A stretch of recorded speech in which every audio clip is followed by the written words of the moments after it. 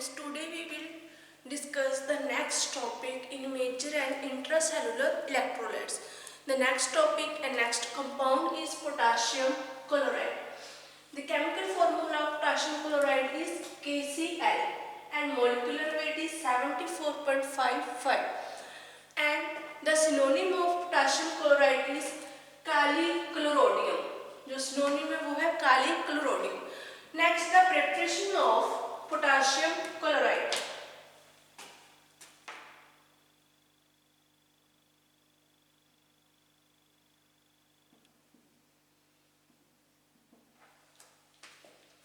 The preparation of potassium chloride, it can be prepared in laboratory by the action of HCl. जो हम लोग prepare करेंगे potassium chloride को, वो है हम लोग लैब में प्रिपेयर करेंगे. इसकी प्रेपरेशन होती है किसके साथ? HCl और पोटाशियम कार्बोनेट के साथ. जब HCl और पोटाशियम कार्बोनेट को हम लोग रिएक्ट करवाएंगे, उनकी रिएक्शन करवाएंगे, तो हमारे पास जो प्रोडक्ट बनेगा वो क्या होगा? Potassium chloride, water and CO2 gas.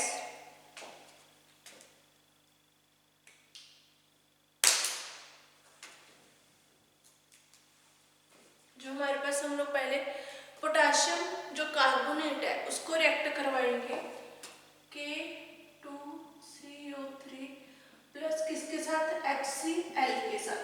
तो हमारे पास जो प्रोडक्ट है वो क्या बनेगा? KCl प्लस CO2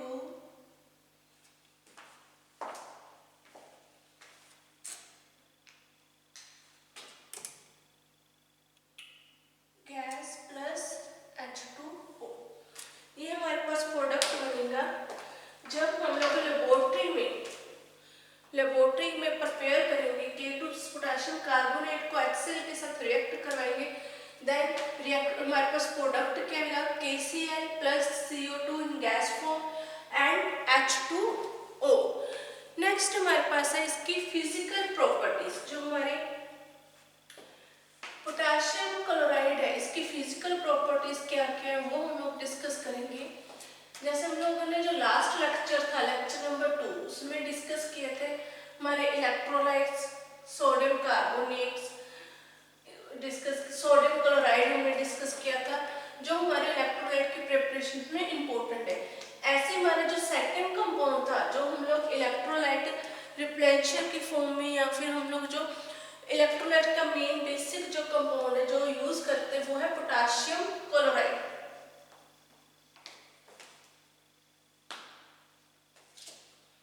नेक्स्ट है फिजिकल प्रॉपर्टीज.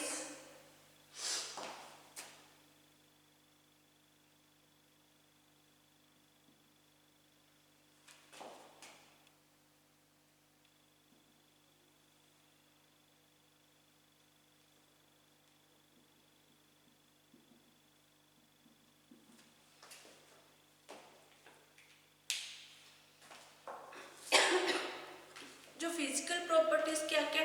पोटाशियम क्लोराइड की ऑर्डरलेस है ये कंपाउंड, कलरलेस है, या फिर इसकी जो कलरलेस भी हो सकता है, और ये वाइट ग्रेनुलर पाउडर की फॉर्म में भी हमारे पास अवेलेबल होता है. नेक्स्ट इसका जो टेस्ट है वो है it is saline taste and freely soluble in water, and जो है प्रैक्टिकली इनसोलुबल किस में होगा? ये ईथर में.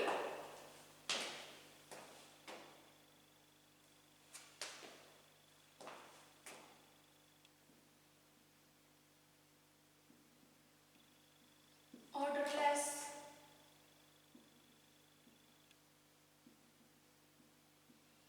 कलरलेस,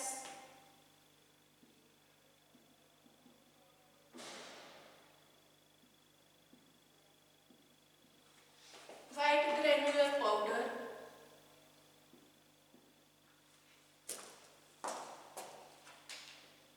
सेलाइन टेस्ट,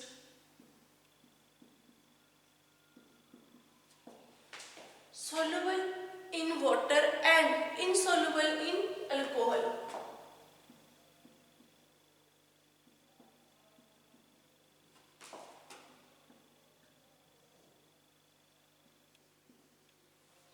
And जो practically insoluble सोल्यूबल है हमारा कंपाउंड,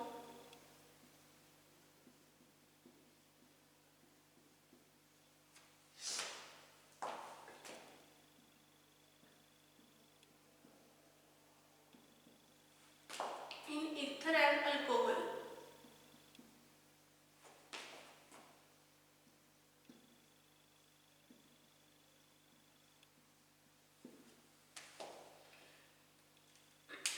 ये थी हमारी फिजिकल प्रॉपर्टीज। नेक्स्ट जो हमारे पास पोटाशियम क्लोराइड है, पोटाशियम क्लोराइड के यूज क्या क्या है, इसके हम लोग यूज डिस्कस करेंगे।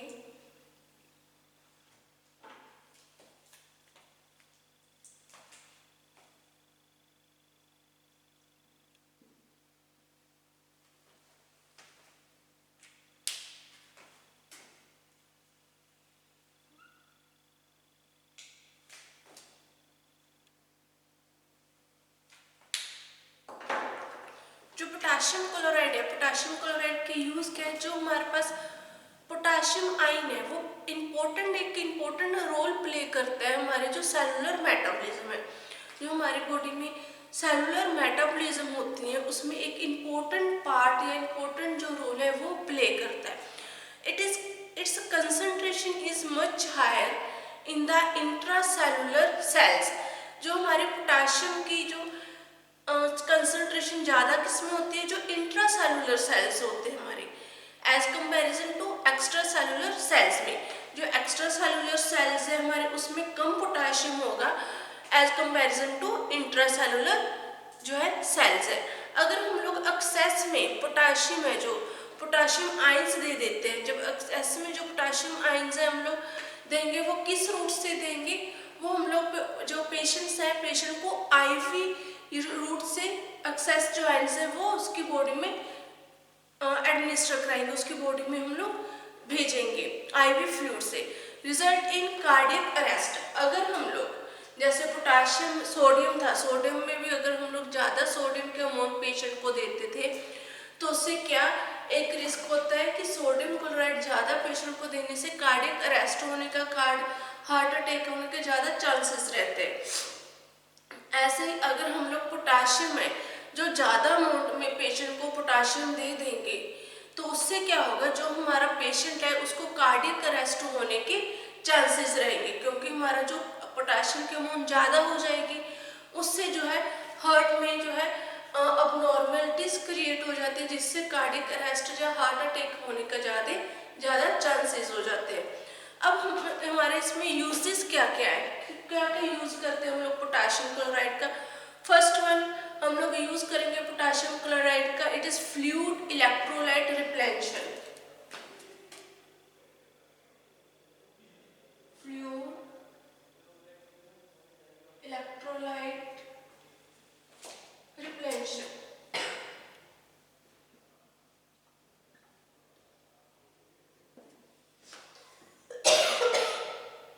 फ्लूइड इलेक्ट्रोलाइट रिप्लेनिशन में हम लोग यूज करेंगे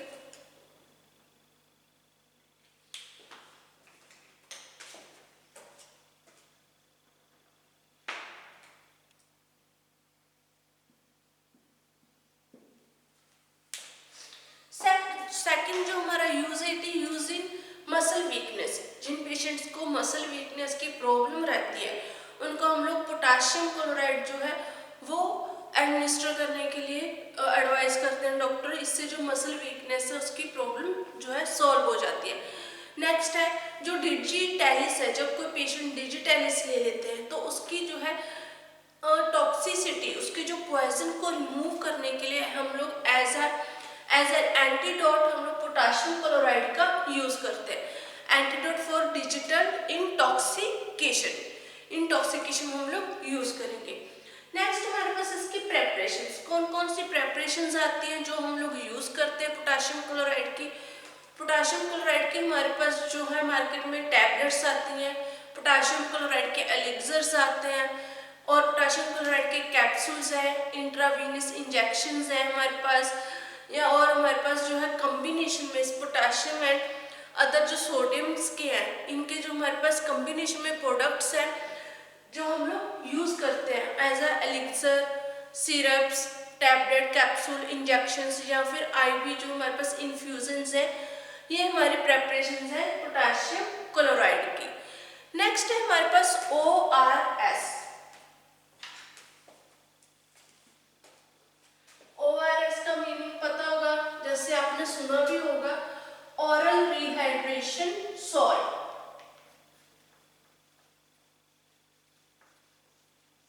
जो ओरल रिहाइड्रेशन सॉल्ट हम लोग कब पेशेंट को देते हैं, जब जो पेशेंट्स है, पेशेंट्स में इलेक्ट्रोलाइट की डेफिशिएंसी हो जाती है, तो हम लोग जो पाउडर फॉर्म है हमारे पास ओरल ORS का, वो पेशेंट को प्रिस्क्राइब करते हैं, जिससे जो हमारे बॉडी में डेफिशिएंसी हुई है इलेक्ट्रोलाइट्स की, वो कंप्लीट हो जाए।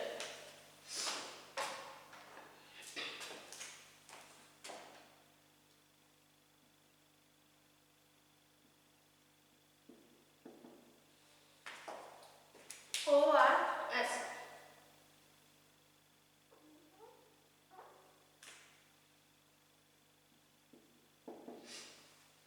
इसका मीनिंग है oral rehydration salt. Oral rehydration salts होते क्या, it contain anhydrous glucose, sodium chloride, potassium chloride, sodium bicarbonate and sodium citrate. जिन सॉल्यूशंस में, जिन हमारे फॉर्मुलेशंस में ये सारे कंपाउंड्स होते हैं, जिनमें इन कंपाउंड से मिलकर ड्रग्स से मिलाकर हम लोग जो पाउडर्स फॉर्मुलेशंस प्रिपेयर करते हैं, उसको हम लोग बोल देते हैं ORS।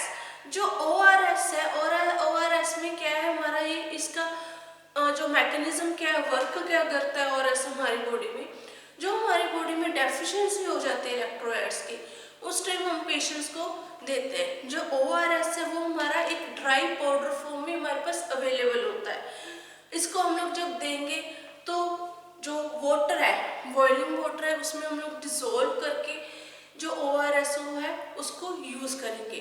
मतलब जो वाटर है वो हमारा क्या है, एक सॉल्वेंट है, जिसमें हम लोग जो अपना इलेक्ट्रोलाइट्स है उनको डिसॉल्व करके पेशेंट्स को देंगे कि उसकी जो डेफिशिएंसी है इलेक्ट्रोलाइट्स की, वो इम्प्रूव हो सके।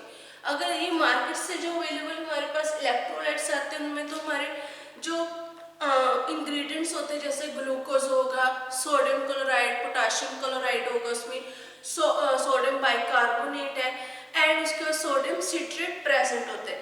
बट अगर हमारे पास जो होममेड हम लोग ORS प्रिपेयर करते हैं, तो उसमें हम लोग शुगर और नमक, जो शुगर और सॉल्ट को मिक्स करके वाटर में डिसॉल्व करके, जो इक्वल अमाउंट में हम लोग डिसॉल्व करके होममेड जो ORS है वो भी प्रिपेयर कर सकते हैं। नेक्स्ट हमारे पास टॉपिक है, ORS के बाद है हमारे पास फिजियोलॉजिकल एसिड बेस बैलेंस। ये इंपॉर्टेंट टॉपिक है।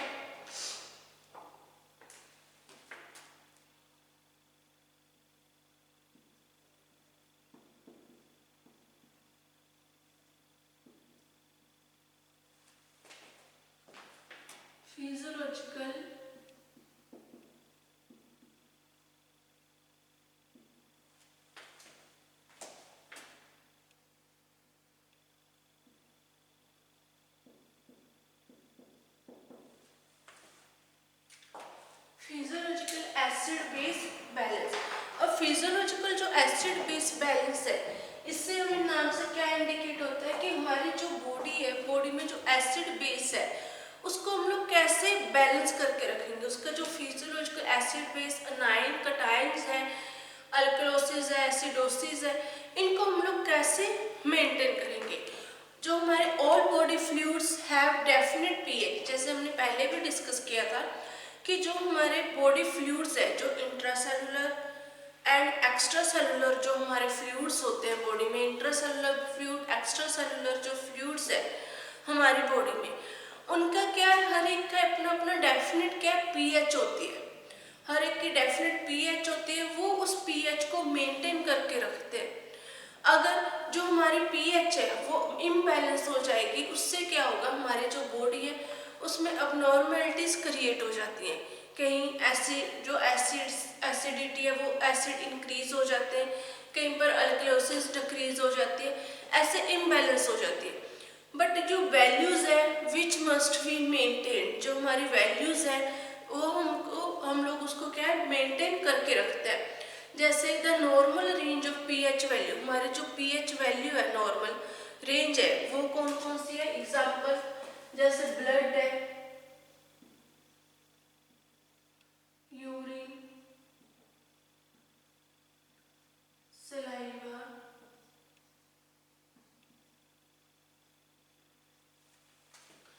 जो हमारे जैसे ऑर्गन्स है ब्लड, यूरिन, सलाइवा, स्टमक, इनकी सबकी अलग अलग क्या है पीएच है।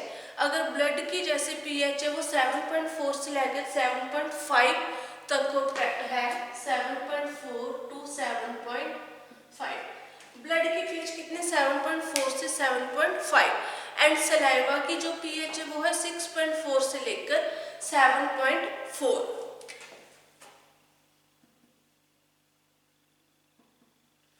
एंड जो यूरिन की पीएच है, यूरिन की पीएच हमारे कितने होते 4.5 से 8.0।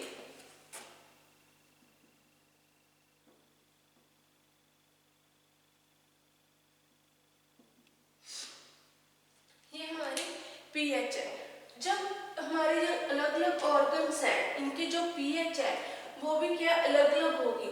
अब इस पीएच को मेंटेन करने के लिए हमारे पास क्या है, हम लोग जो बफर्स का यूज करते हैं या रेगुलेशंस का, हम लोग जो है 3 हमारे पास ऐसे रेगुलेटरी मैकेनिज्म्स हैं जो हमारी इस पीएच को मेंटेन करने में, अब हमारे जो ऑर्गन्स हैं सिस्टम्स हैं उनके पीएच को मेंटेन करने में हमारी हेल्प करते हैं। जैसे जो स्टमक है, स्टमक में अगर पीएच जो चेंज हो जाती है, अगर पीएच चेंज हो जाएगी तो उससे क्या होगा, एसिडिटी इंक्रीज हो जाती है, एसिडोसिस हो जाते हैं। अगर उसकी पीएच कम हो जाए तो स्टमक में क्या एल्कलोसिस हो जाती है। इसलिए हर एक जो इंडिविजुअल हमारा ऑर्गन है, इंडिविजुअल जो हमारे सिस्टम्स है हमारी बॉडी के, उनकी पीएच को बैलेंस रखने से हमारी जो है नॉर्मल जो ग्रोथ है, नॉर्मल वर्किंग है जो हमारी बॉडी की वो कंटिन्यू चलती रहती है। अगर यूरिन है, यूरिन में हमारे जो पीएच है वो ज़्यादा एसिडिक हो जाए, एसिडिक यूरिन हो जाए तो एसिडिक मीडिया जो है वहाँ पर जो हमारे बैक्टीरियाज है वो ज़्यादा माइक्रो ऑर्गेनिजम्स ग्रोथ करते हैं, जिससे इन्फेक्शन, इरिटेशन, ईचिंग की चांसेस ज़्यादा रहते हैं यूट्रस में। और जो बैक्टीरिया ज़्यादा ग्रो करेंगे तो उससे क्या है हमारे जो बॉडी है उसमें इन्फेक्शन ज़्यादा हो जाएगी। इसलिए उसकी जो है यूरिन की पीएच को मेंटेन करने के लिए हम लोग जो है वो यूरिनरी एसिडिफायर से यूज़ करते हैं और उनसे जो पीएच है उसको मेंटेन करते हैं। ऐसे यहाँ पर हमारे पीएच इसको जो हम लोग देयर आर 3 रेगुलेटरी हमारे पास मैकेनिज्म्स हैं which maintain pH of each system.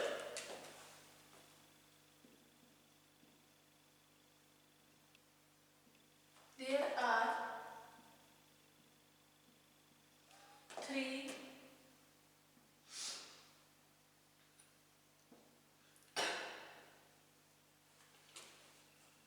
regulatory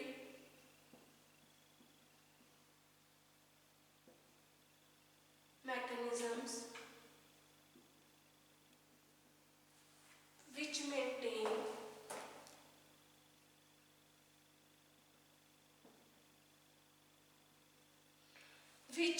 maintain the pH of each system.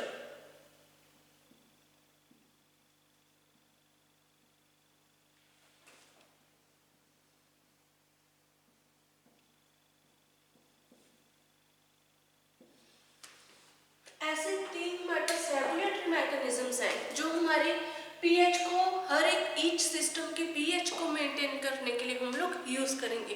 First one है हमारे पास जैसे बफर्स, सेकंड है हमारे पास रेनल रेगुलेशन, थर्ड वन है हमारे पास रेस्पिरेटरी मैकेनिज्म। कौन कौन से हैं? फर्स्ट,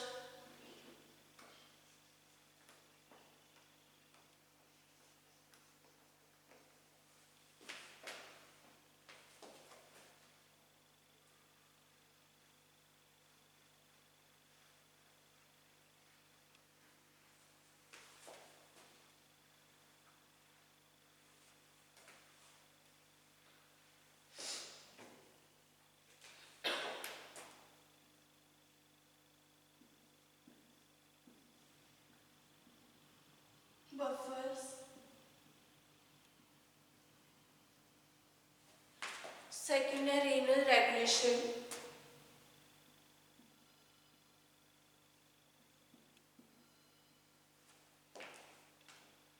थर्ड वन है रेस्पिरेटरी मैकेनिज्म।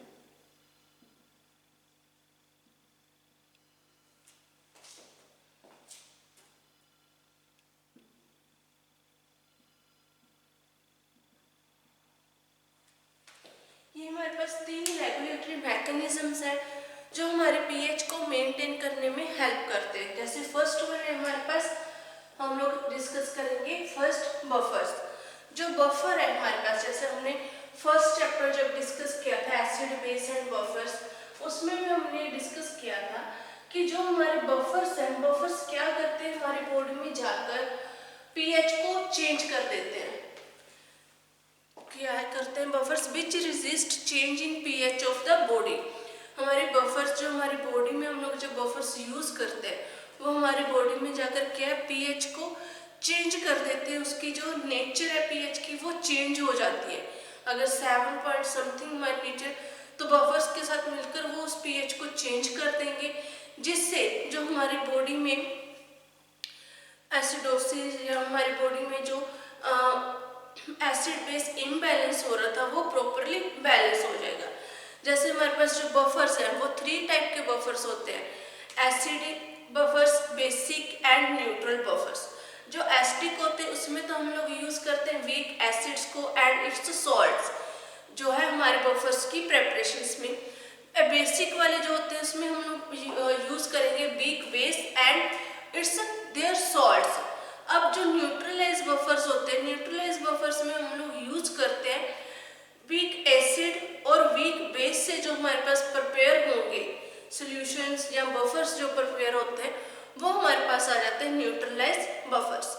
अब जब हम लोग किसी भी पेशेंट को बफर्स देते हैं, जब वो पीएच चेंज हो जाते हैं उसको हम लोग बोल देते हैं बफर एक्शन। अब पीएच चेंज कैसे होगी? जैसे एग्जांपल्स है, फॉस्फेट है हमारे पास और बाइकार्बोनेट है। अगर फॉस्फेट और बाइकार्बोनेट है वो हमारे क्या है, जो प्रोटीन्स होते हैं, सम प्रोटीन्स बाइंड, उनके साथ बाइंड अप कर जाते हैं, फॉस्फेट एंड जो है हमारे पास bicarbonate.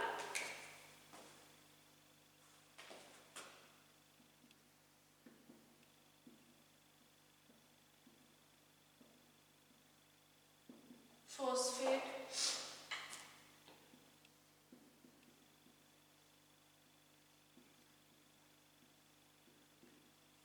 And bicarbonate. Phosphate and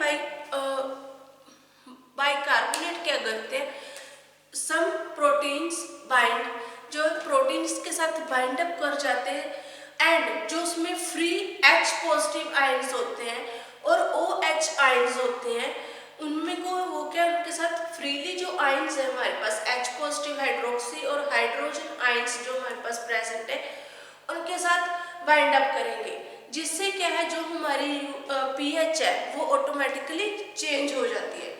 जैसे अगर फॉस्फेट एंड बाइकार्बोनेट्स हैं, ये क्या करेंगे, बाइंड अप कर जाते हैं हमारे सम प्रोटीन्स के साथ और वो प्रोटीन्स क्या करते हैं, वो फ्रीली बाइंड अप हो जाते हैं हाइड्रोजन आई और हाइड्रोक्सी आयंस में, जिससे जो हमारी पीएच है वो चेंज हो जाती है और प्रिवेंट हो जाती है।